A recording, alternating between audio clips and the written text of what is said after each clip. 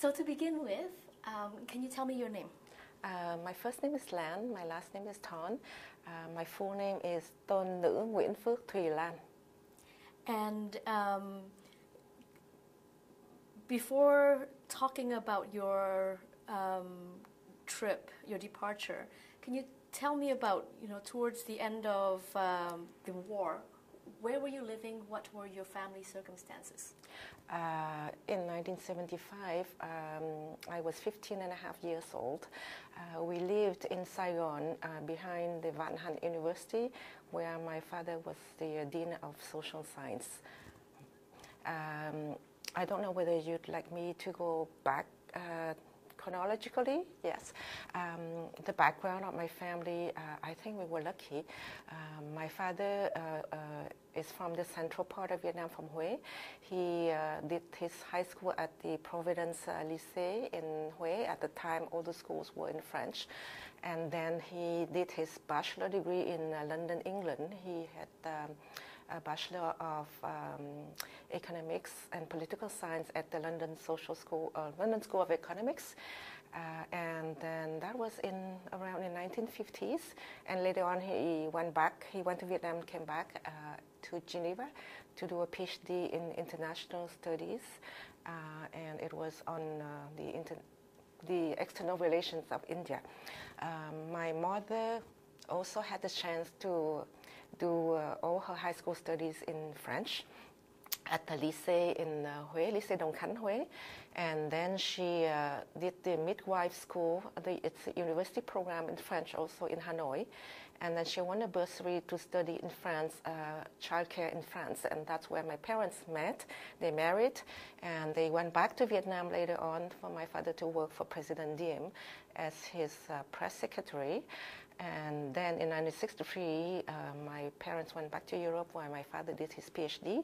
And when he completed his PhD, he went back to Vietnam and was director of Vietnam Press, which is the communication branch for the president, and also interpret English, French to Vietnamese for President Diem, while my mother was interpret for the High Commissioner on Human Rights and International Relations in Vietnam.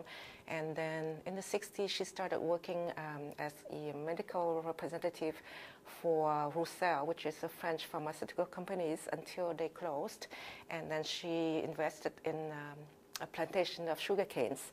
And that's where my parents were in terms of professions in 75.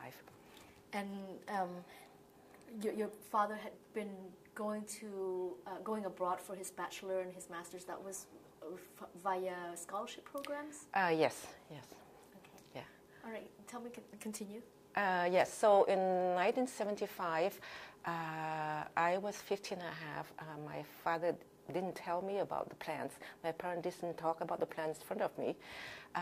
But I had started reading newspapers very early, being a child of a journalist, because my father, besides being an academic, also wrote for the Far Eastern Economic Review, The Economist, and a few international newspapers, besides being also editor of a few Vietnamese newspapers, including the Saigon Daily News. So I knew that things were accelerating and there was a danger of the communists going to the south, but I had no idea that my parents were planning to leave the country. And you said that at that time he was a professor? At that time he was a professor. He was a minister in 1968, Minister of Information for President Thieu, but because of difference in policy, he only stayed for a year and then he went back to Van Han University. Yeah. What was he doing at Van Han University? He was a Dean of Social Science. Yeah.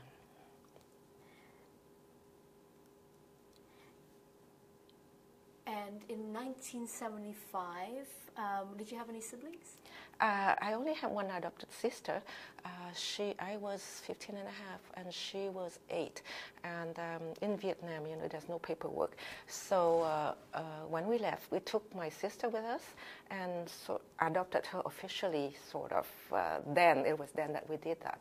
So in the week coming up to when we left around the 21st of April.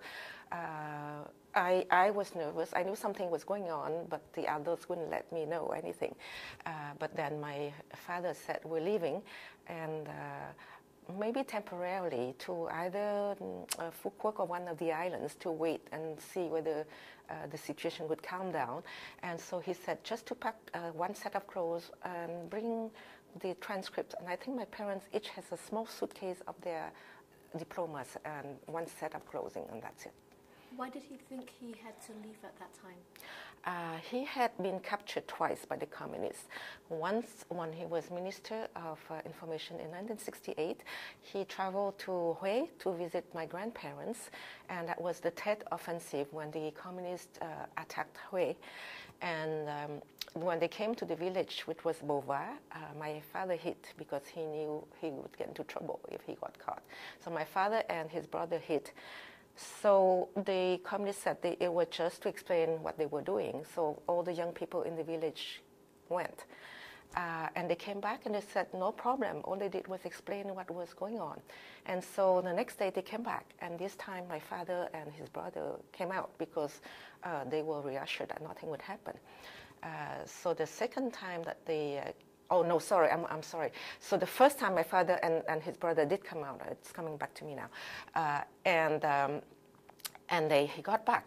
During the day, the American soldiers and the Vietnamese soldiers took back the village, and my father ran from the house, and he almost got shot by the American captain because they didn't know who was friend and foe. And my father came out and said, don't shoot, don't shoot. And when they heard English, they didn't shoot. And behind the captain, there was a whole group of journalists, and they all recognized my father. And so they said, oh, Tien. And my father said, yes, it's me. Please help me get out of here. So the journalists got my father onto the jeep, and my father and my uncle got out. Apparently, the next day, the communists came back, and this time, the second time, everybody came out because the first time nothing happened. And the second time, that day, everybody was buried alive. So that first time, that was the first escape. Later on in 1973, when my parents had they had just started the sugar plantation, and right behind the plantation, apparently the communists were hidden there. So they came out and they took my father, blindfolded him, and took him away for 3 days. And they just said that we just want to liberate South Vietnam, and we know what you are doing, we know you're a patriot, we would have good use of you. Please stay when we take over Saigon, and we'll have a post for you. And that even scared my father more. He really did not want to have anything to do with the communists. So as soon as he saw that things were starting to fall apart, he had plans to leave. Going back to that time in 1968 when he was in Hue, so how was he captured? They just went. The communists just went house by house and told all the young men they did not get women, only men, all the women to come out, and that they are going to gather everybody and in the camp, and they are just going to explain about communism and how good communism is for the country and why they are having to do this. So it was supposed to be just for a chat. Yeah. So my father did come out, and then luckily in between the two times he got out with the journalist. So how did your father know that he wanted to leave at that time?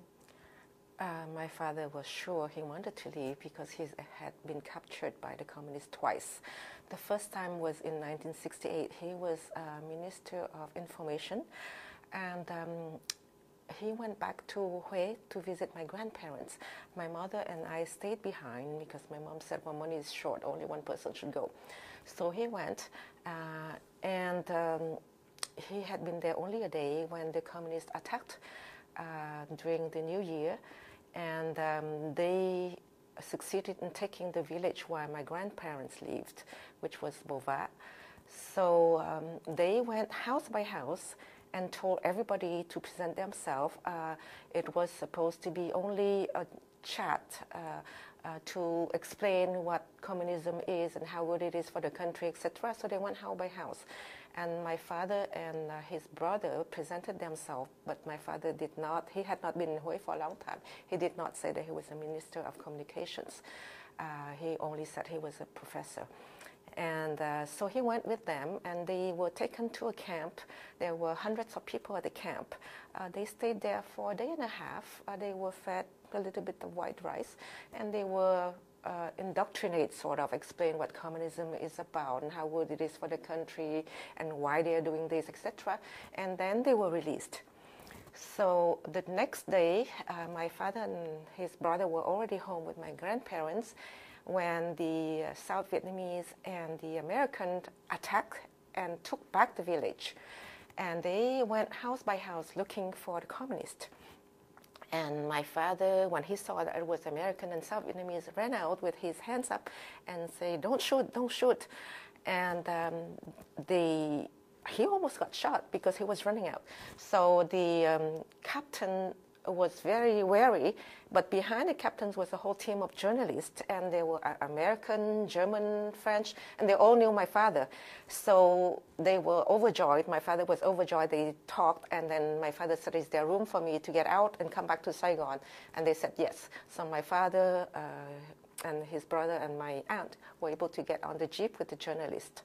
And he was told that the next day, when the American and the Vietnamese soldiers left the village, the communists came back. And the second time around, they gathered up everybody again. And since the first time everything was peaceful, more people presented themselves. And we were told that everybody who presented themselves got buried alive. So my father had a really lucky escape. The second time was in 1973 when my parents had just started the sugarcane plantation in Lan Ton. And they had spies. They knew exactly who my father was. And at that time, he was no longer a minister. He was a professor, a dean of social science at Van Han. And they came out, took my father, blindfolded him, took him somewhere walking for a day. Very nice, friendly with him, explained to him what they were doing, and said that they knew he was a patriot, he loved the country, and they had good use for him. It could, if they ever took South Vietnam, please stay and they'll have a post for him. And they released him. And he was even more scared after that. He said he really did not want to have anything to do with communism. In 1963, he was at the Geneva conference as a representative for President Diem, and he had made his choice then. He had looked at the theory, and he said that theory, the communist theory, would never work. It didn't make sense, and he had made his choice then. So he said he didn't want to have anything with it. So, of course, he wanted to leave. And as a journalist, he has written against communism as well as against the Southern regime. So he wasn't really not safe. So now we're in April, in the waning days of South Vietnam. Your father wanted to leave. What arrangements did he make? I was not kept, in their discussions. They didn't share their discussions with me. But as a child of a journalist, I read newspapers a lot, even when I was very young, and I knew things were, accelerating, and that you could feel there was tension in the house, in the family, and you could see the adults, talking, whispering, but I had no idea what was going on. And I was only told the day before to pack just one set of clothes and my school transcripts. And my parents did the same. They only had one set of clothes and their diplomas. And in the middle of the night, a minivan with no windows came. And I was only told then that a team of journalists, it was German journalists, friends of my father, had arranged for our escape from Vietnam. And it was around the 21st of April, way before anything had happened in Saigon. And so we left. My father left the house to my uncle. Nobody else knew, and we just got on the van. They took us to Tan Son Nhut Airport in in that closed minivan. We didn't talk to anybody, didn't go through, didn't see policemen, didn't go through immigration or anything. We had our passports. And they took us on a helicopter, and it was a journalist helicopter. They took us to Thailand, where we stayed for about 3-4 days, and then they took us to Germany with them in Bonn, where we stayed with the German journalist, and then every day we went to the Vietnamese embassy in Bonn, and we watched the news nightly, and we saw how things deteriorated until the 30th of April, the very sad day.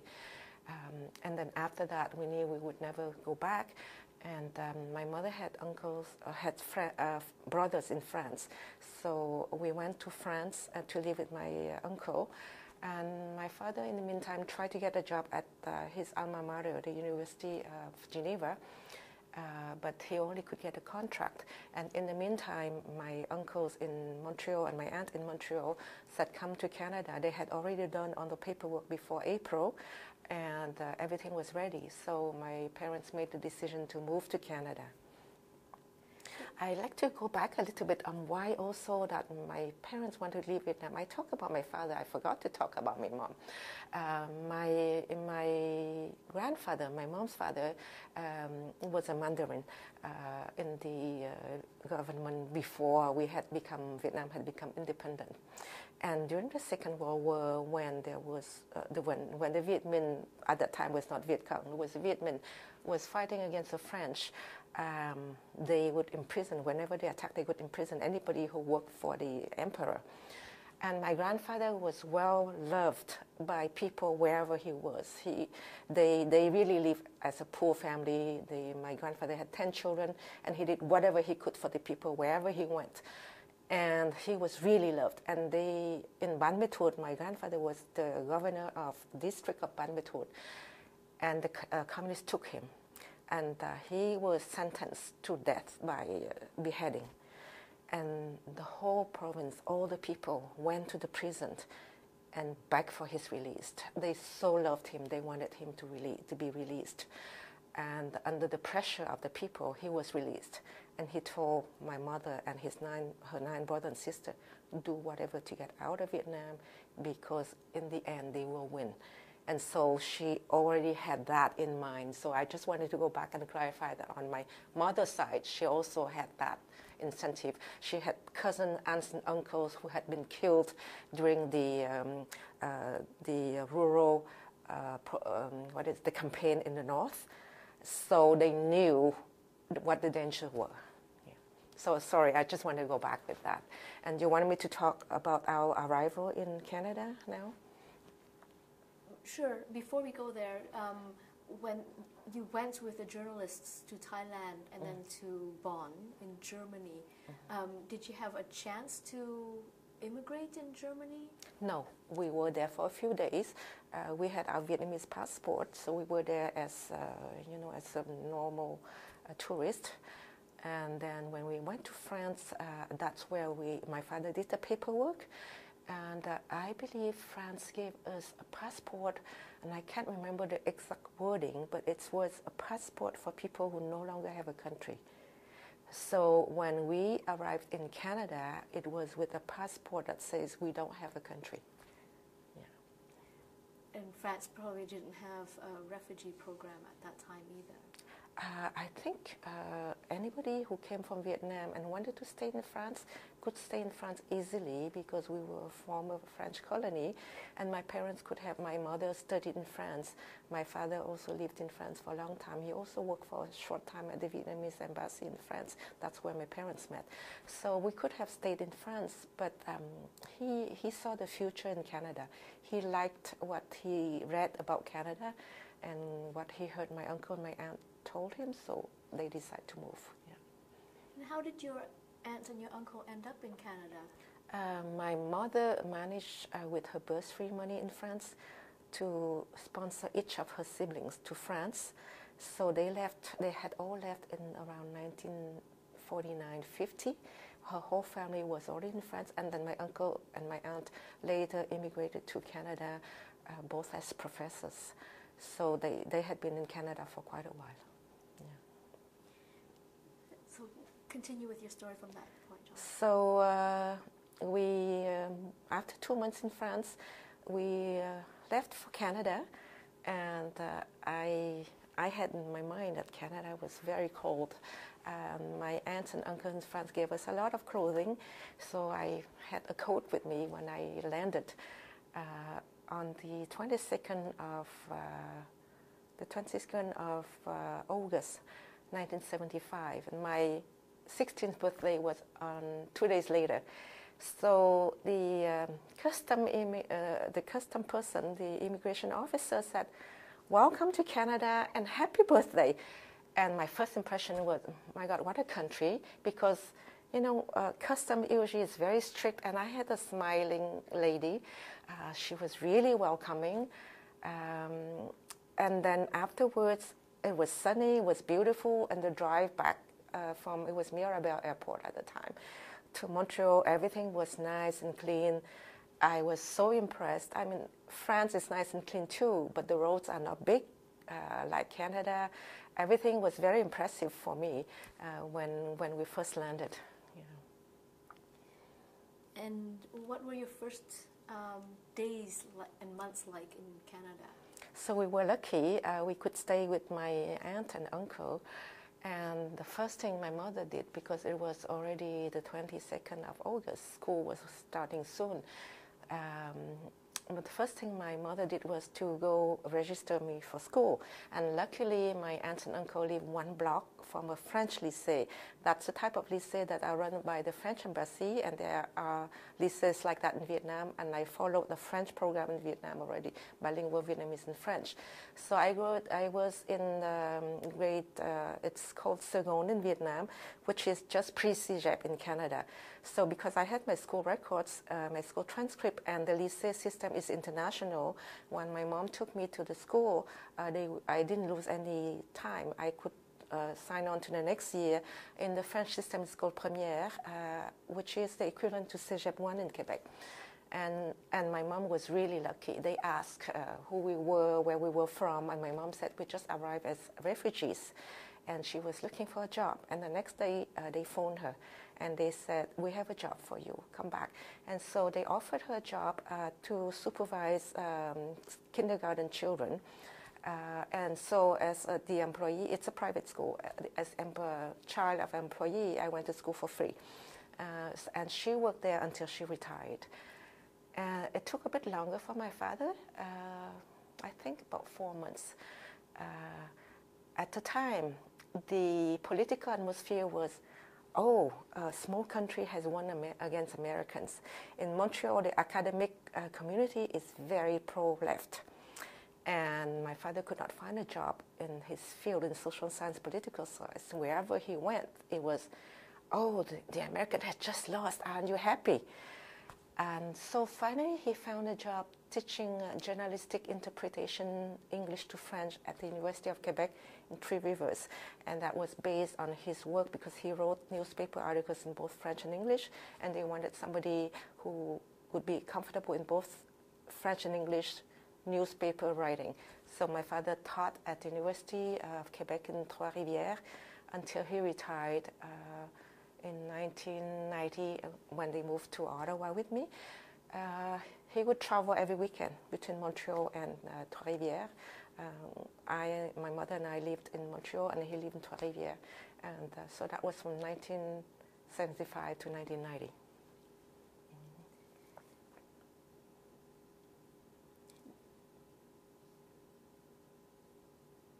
What were your personal experiences of that time settling into Canada? Changes is hard for a teenager. That's a time when you have a lot of developing friendships, right? So I was not able to say goodbye to anybody, neither my cousin. I was very close with my cousins. And of course, the first few months, there was no news at all from anybody, from your family in Vietnam. There was no possibility to have news. So we didn't know what happened to our family in Vietnam. My mother still had brothers and sisters in Vietnam, my father also, and all my cousins who were my closest friends. So the first few months were hard, but I have to say, I think I was lucky that I already spoke French. So my integration into the school system was easy. especially I went to the same school system that I had in Vietnam. And I have to say, in class, I was really welcome. All the classmates were aware that I was a Vietnamese refugee. They were very protective of me. They tried to help me. And the first month, I turned around, I would talk to Vietnamese to my friends. So, and those friends are really so precious. It's been 43 years. I'm still friends with them. We still have annual reunion. And they still remind me they used to speak Vietnamese to us that first year. So I think I was lucky in the sense that I spoke the language already. I didn't have to adapt to a new school system. But my parents are very nationalist. All my childhood, they've spoken about their love for Vietnam. And my mom, all her life, never asked my father for a cent. She worked and provided for the family, and it was their agreement. It was a very romantic relationship in the beginning when my father said, I want to devote my life for Vietnam. And when he proposed, he gave her a piece of soil, and he said, this is soil I brought from Vietnam. This is to show the love for my country, and this is a gift I'm going to give to you. And she said, as a woman, I can't do anything for my country. I want to marry somebody who can do something for my country. So she said, you take care of the country, I'll take care of the family. So he never had to give her any money for the family. And so I have been instilled with that love of the country. I grew up reading newspaper, following, and when my father had journalists in his office talking, I would sit down and listen. And I think as a child, I was more aware of what was going on. I read all the Vietnamese newspaper, Tin Sáng, Chính Luận, everything, whatever I could grab. So to me, it was a huge loss in terms of my roots, my origins, and everything. It was not just the loss of a country, of my family, of my cousin. It was also the loss of my roots, and it hurt really a lot. And I was, even though every day was very nice, I had no Vietnamese friends because there was no Vietnamese at the school. So it was only 2 years later when I went to university and I met a lot of Vietnamese that I really flourished. I was so happy. I did have a hard time because my father said, you're in North America, you need to speak English. And I only have had 2 hours of English beforehand, certainly not sufficient to go to McGill. And he said, just jump. And so when I went to McGill, the first term was really hard. I could not understand anything. I wanted to be like my father. I wanted to be a journalist. So I signed up for social science, economics and political science. And so that's all wording and reading, and I had no idea what the professors were talking about. So that was adaptation. And I can remember an essay that I had to write that was completely off topic because I was supposed to talk about how sanguine the situation in the Middle East was. And sanguine, to me, the word sang in French means blood, so it must be something terrible. So I wrote the whole thing like that. I didn't know that sanguine means positive. So the first term was really hard, but from French to English, it's easier than from Vietnamese to English, of course. So I caught up during the second semester. So once I caught up, I started my social life, and there was already a Vietnamese club. So I launched myself into the Vietnamese club, whatever activities they had, fundraising for new arrivals from Vietnam, cultural evenings, Vietnamese school newspaper. So I got really involved, and that when I was happy. But I was almost 3/4 of my time was with the Vietnamese club, and only 1/4 with the Canadian friends. So nowadays, my Canadian friends are really from my 2 years of high school. Did your parents also have the same experience coping with the loss of a country, the loss of a homeland? I think my mom had a harder time because as a woman she was very sentimental, and she still had family in Vietnam. And coping with everything, I think, was quite a lot for her. Whereas for my father has always been an intellectual. He lives more with his head than his heart. And he launched right away into activities to do something for Vietnam. He started writing articles, communicating with other expats trying to figure out whether there was anything they could do to get international opinion to help Vietnam to start a human rights campaign. So he was very, very involved, very busy, and still involved with Vietnam, whereas my mother had to cope with daily life. And so it was a lot harder for her. Yeah. What about for your sister? She had a very, I have a gift for languages, so, and already I knew French, but she didn't know French. My mother and I had to take turn every day to teach her French at night. And she would have to repeat the same year and same year over. And so when she was 15 years old, she was about 3 or 4 grades below what she was supposed to be. It was very tough for her. And she focused so much on learning French that by the time she was fluent in French, she has completely forgotten Vietnamese. And so we had to start speaking to her only in French. So until today, when my sister's home, we only speak in French. Yeah, so it was tough for her. It was tough for her. So I can imagine for anybody who didn't speak the language already that it's a really, really tough transition.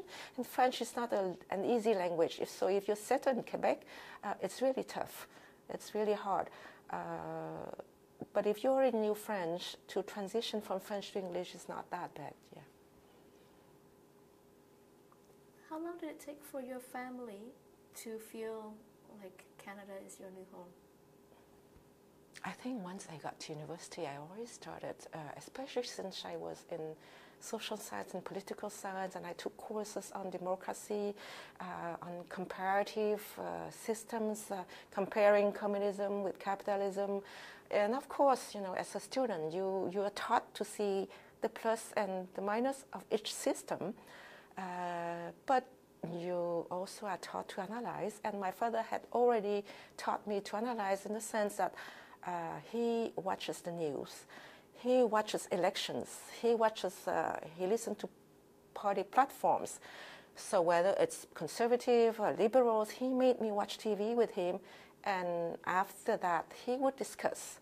And so I learned to analyze, I learned the political system, I learned to be involved.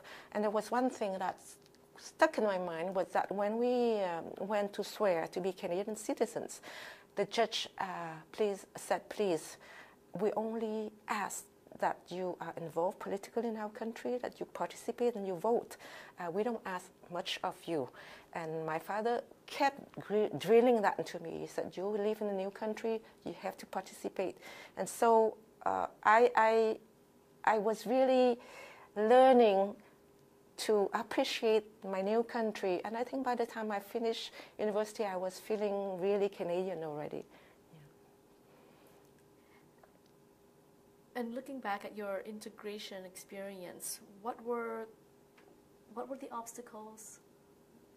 I think I was naive in the sense that I really wanted to be a journalist.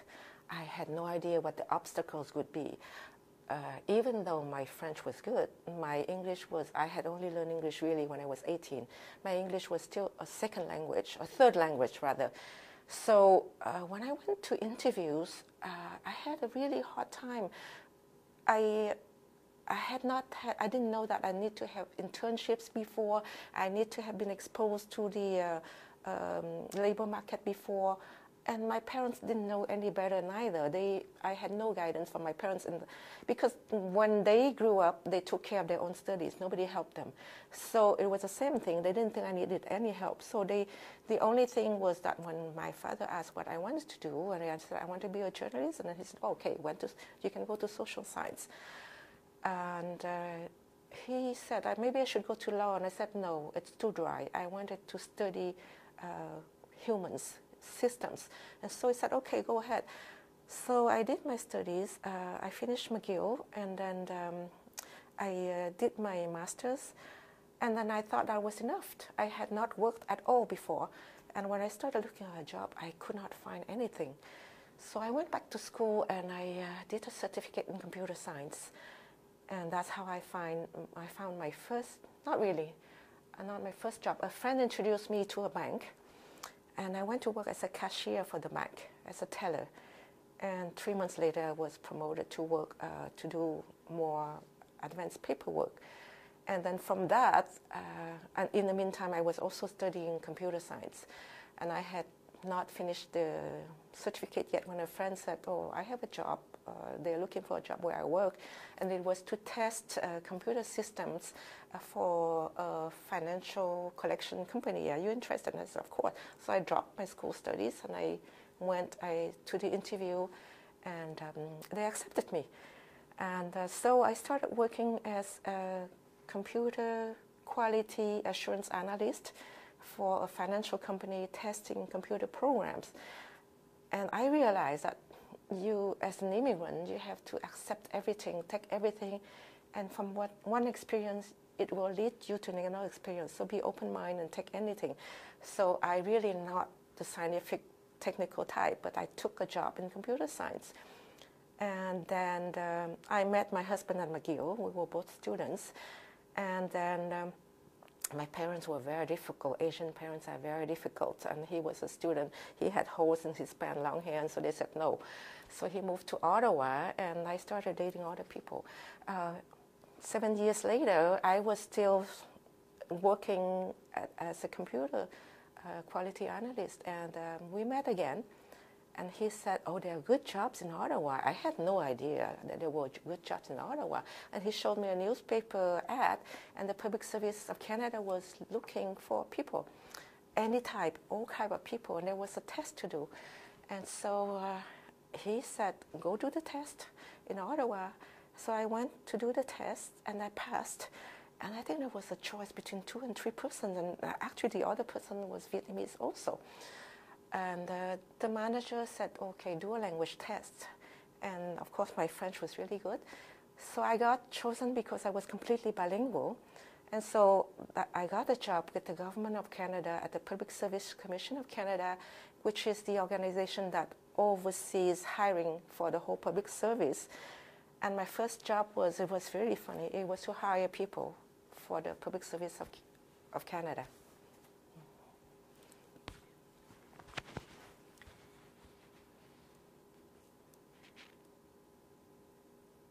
So I think, 40 years well, one more question. What helped you? We talked about the obstacles and the struggles. What helped you integrate?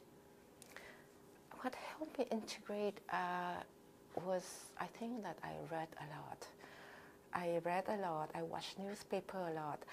So what I did not do, and what in retrospect I think I should have had more Canadian friends, but I think it happens a lot. As a newly arrived immigrant, you tend to find people from your same country, your same origins, who share your laws, who share your culture. So in university I was immersed with the Vietnamese culture instead of with the Canadian culture, even though I do have Canadian friends that I still keep. But so what really helped me was I have always been a readaholic. I read a lot, whether it's English or French. I also studied Spanish in university, so I read Spanish, English, French. And so my reading, and I read any newspaper I could grab. And then, of course, the news. I watch the news every day. The elections, I was very involved. Before the vote, as a whole family, we sat down. Should we vote Liberal, Conservative, please? The whole family, let's vote for one party. We're not going to split votes. So that part, I had the luck to have that type of environment. And that really helped me integrate. And then when I started working for the Government of Canada, I work in hiring. And when I said one thing leads to another, was that the first job I did only a few months. It was really to do presentation in both English and French and explain to people the system of the Government of Canada. And it was ironic. I just started and they told me to do that. And that's fine. But then I did a competition for another job. And I got that job was because they wanted a human resources person who knew computer science. And because I had worked in computer science, they said, oh, when you interview computer programmers, you'll know what question to ask. So that's why I said one thing leads to another. And as a newly arrived immigrant, anything is useful. So I was hired, and they trained me from scratch. And the system with the government is very complicated. You have to study, do exams. So I had 3 years of study. I was trained in how to classify jobs with the Government of Canada, how to do interviews, write interviews question, how to rate applicants, all the paperwork. So I got all that training. And that was because of my first computer science job. Looking back now, 40 years later, what are your thoughts about the life that you and your family have made here in Canada? To sum it up, I have to talk about the song that my husband and I wrote. My husband studied electrical engineering, but he later worked in computer science and opened a high-tech company in Ottawa. He did well for a couple of years, and for various reasons, after that, the company didn't do well. And my husband was mentally sick for a very long time. But we got hospital help, doctor's help, and we pulled our life back together. We had 3 children together. We had my parents right next door. So we raised our family in both the Vietnamese culture and the Canadian culture. I sent my children to French, and that's a lesson that my father drilled into us, that language is always useful. The more language you know, the better. So I sent all my children to French. Of course, living in Ottawa, they also speak English well.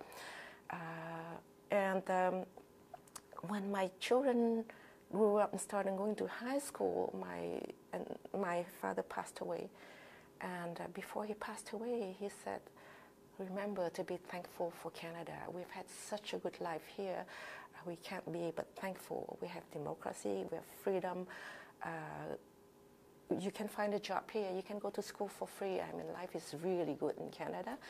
And he said, remember to always be thankful. So my father passed away in October 2014. And my husband and I spoke, and we said, we want to do something, because he really insisted on it. So I've always written a lot of poetry in English, and my husband is a musician as well as a computer scientist. So he wrote the lyrics, and I wrote he wrote the music, and I wrote the lyrics to a song that's called Thank You, Merci Canada. And we sent it to the Ottawa Citizen, and lo and behold, there was an article on the song. The next thing we know, the Prime Minister's office was Prime Minister Harper at the time. They called us and asked whether we want to go see Prime Minister Harper and visit Parliament. And so we went and presented him with the song, had an interview with him, and next thing we knew, everybody was calling us about the song. And in it, I put all my heart and my love of Canada into the song, because I find that really, I've traveled to Europe. I've gone back to Vietnam 2007, and when I look at the life in Canada, I think it's the best life we could ever have. The land is plentiful. Everybody, if you work, you will get somewhere. And it's not easy if you don't speak the language when you first arrive, but if you're willing to work hard, you will get somewhere. And the scenery of Canada is, I think it's beautiful. If you go to the west, you'll see the mountains, the lakes. Everything is beautiful, and my husband and I both love nature. We love to work in the forest, and my husband also is a windsurfer and kite surfer, and he had the school to teach kite surfing. So we were constantly outside with the children in the lakes, in the mountains, in the forest, and I don't think we could have had that anywhere. And my children tried very hard, and I hope that the next generation will also try hard. And it's because my husband was sick for a long time. So life had not always been easy for us. And I have to say that even though my husband had not suffered, he left when he was 17. He jumped on a boat on the 30th of April and left alone. His family was behind, and he made his life in Canada alone. He had already a sister in Quebec City, so he did have help, but he came as a refugee from a boat. He was also so grateful for life in Canada. And the time that he was sick, we had the full support system of hospital doctors, and he had schizophrenia, and in his bouts of mental illness, he told me, he called from home, I was at work, he said, come home quickly, take all our belongings, and we have to run, the communists are here in Ottawa. So he had that fear of communism. We really, it's behind our mind. And him, when he has his crisis, it was really something intense that we could be suffering in Vietnam. And when he was back to normal, he kept saying, "Oh my God, we're so lucky to be here in a free country." And so to us, it was really something. We was really conscious of the fact that we was in a free country. We had democracy. Our children had the chance to go to school, to study whatever they wanted. And I have just, a feeling of being so grateful. And of course, my father always tell my children, "You have to study hard," and we tell them to study hard. I don't care about the rest, just study hard. So all three of them got into really good programs. My elder sister has been working as a pharmacist for a few years. She's 26. My second son is a resident in internal medicine in Montreal. And my third son is 19 and is the second year of dentistry in Montreal. So they're all doing well, and they've been all working very well. But I think the fact that we keep talking about our experience, how hard life is here, and they saw how hard life has been when my husband was sick. I think it really got into their cycle. And when my daughter visited Vietnam alone a few years ago, and she went back to the family's tombs, and she was told to stop by Ho Chi Minh's altar first and pray there. She said, "Sorry, I can't." So I think we did get those values and that culture into our children too. But I have to say, when you ask them what they are, they say they're Canadians and they love winter. What do you think of Canada's humanitarian reaction to the refugee crisis? Canada has really done a lot more than other countries, and we're so proud, my family is so proud that Canada has done a lot for Syria and is involved. I worked for a time for CIDA, Canadian International Development Agency, and I was a human resources officer for the IT branch. But I had a lot of interaction with the aid officers who keep going back and forth, and whenever they had a conference on international humanitarian aid, I was there. So I was fully aware of Canada's efforts to help the world in Africa and other countries, and I was so proud of what we have been doing as a country. And I mean, I can't say anything, but I'm so proud of Canada humanitarian efforts, and also all the effort of regular Canadian people who have signed on to sponsorship program and help refugees. It's not just the government, but also individual Canadians, and associations and churches, etc. Everybody's done a lot. Marion Dewar and her family has been so involved, done a lot with Project 4000 in Ottawa. I'm so proud to be in Ottawa too. What can future generations of Canadians learn from your personal experience and from Canada's Southeast Asian Refugee Program? I think the more we talk about it, the better it is for the second generation. And I can understand a lot of families have to struggle for daily living. Busy, work is hard. You get home, you're tired, you have to prepare meals. You don't have time to talk about your own experience, about politics, about life in Vietnam, about how lucky we are here. It's not the type of conversation that a parent has time to do with their children.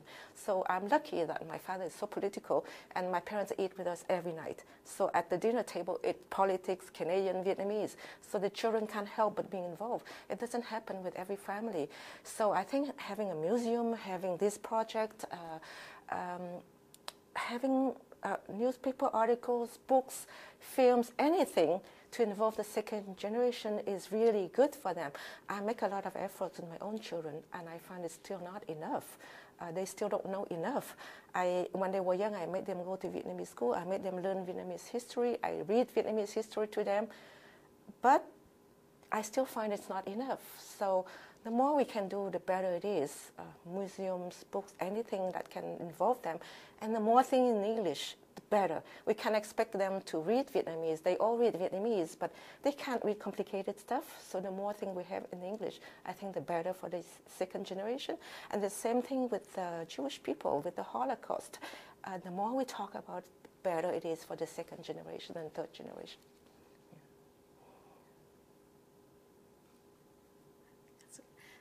Only one last one. Did your father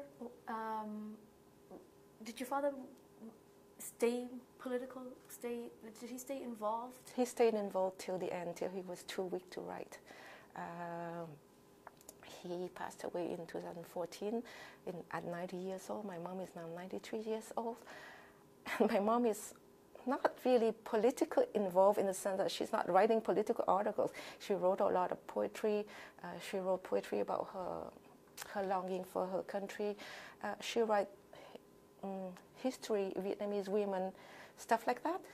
But she reads the news, she follows the news, she signs up for Vietnamese newspaper, and she's the first one to tell me what just happened in Vietnam, who just got elected, what's going on. She did go back to Vietnam twice, but my father refused. He said, I'm not stepping back until the regime opens up and changes. So he never came back. He never went back to Vietnam.